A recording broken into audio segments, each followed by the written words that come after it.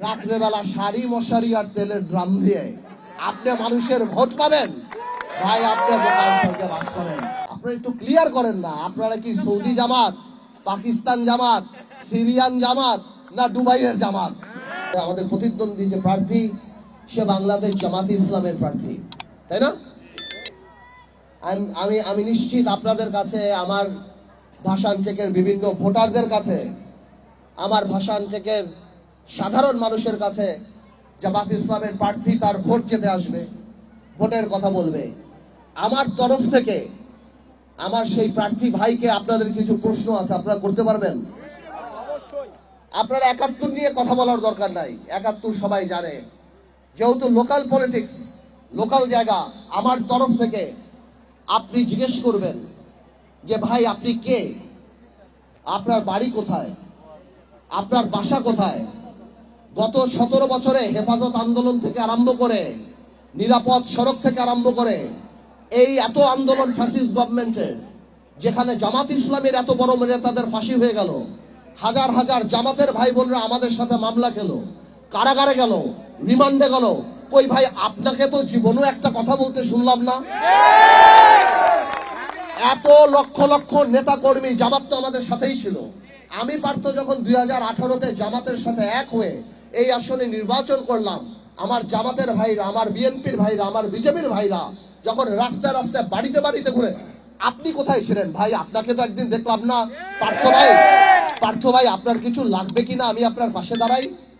এই বাংলাদেশে আমাদের ম্যাডামের উপরে যত অত্যাচার, আপনাদের নেতাদের, জামাতের যে সিনিয়র বড় বড় নেতাদের ফাঁসি হয়ে গেল, জামাতের কত লক্ষ লক্ষ নেতা কর্মীকে মারা হলো, বা হাজার হাজার নেতা কর্মীকে গুম খুন করা হলো, কোথায় ভাই? আপনাকে তো কোনোদিন দেখলাম না। জাতীয় গুরুত্বপূর্ণ ইস্যু থেকে আরম্ভ করে জিনিসপত্রের দাম, শেয়ার মার্কেট, নিরাপদ সড়ক, হেফাজত ইসলাম, এই জুলাই আন্দোলন, কোথাও তো শুনলাম না ভাই আপনি ফেসবুকে একটা স্ট্যাটাস দিয়ে কোনোদিন কারো প্রতিবাদ করছেন। আজকে আপনি মনে করেন রাত্রেবেলা শাড়ি মশারি আর তেলের ড্রাম দিয়ে আপনি মানুষের ভোট পাবেন? ভাই, আপনি বোকার সঙ্গে বাস করেন। আপনারা আমার তরফ থেকে এই প্রশ্নগুলি আমার ভাষান টেকের মা বোন সহ সবার কাছে পৌঁছে দিয়েন। যেই লোক ১৭ বছর নিজের দলের নির্যাতিত নেতা কর্মীর পাশে দাঁড়ায় নাই, তাদের পক্ষে কথা বলে নাই, আপনারা মনে করেন আগামী ৫ বছর আপনাদের ব্যাপারে কথা বলবে?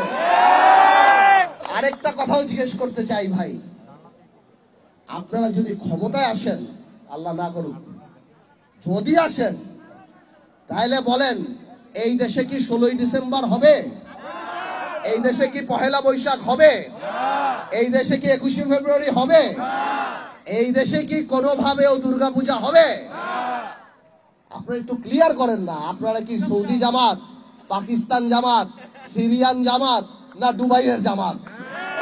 আমরা জানতে চাই, আমাদের মা বোনেরা যে বিকালবেলায় হাঁটে, আমাদের যে সামাজিক কিছু টলারেন্স আছে, সহ্য ক্ষমতা, পাশের বাড়িতে গান বাজতেছে, একটা হলুদের অনুষ্ঠান, একটা এই একটা সেই, সেসব সামাজিক জিনিসপত্র কি আমরা করতে পারবো? এইগুলি একটু ভোটারদের জিজ্ঞেস করেন, যে এই প্রশ্নগুলি বিবেচনা করার পর আপনি ঠিক করেন আপনি কাকে ভোট দিবেন। জান্নাতের টিকিট বেচার দিন শেষ। তরুণদের বাংলাদেশ, আবেগ নয় বিবেক দিয়েই আমরা নেতা নির্বাচিত করব। সবাই ভালো থাকেন, আল্লাহ হাফেজ।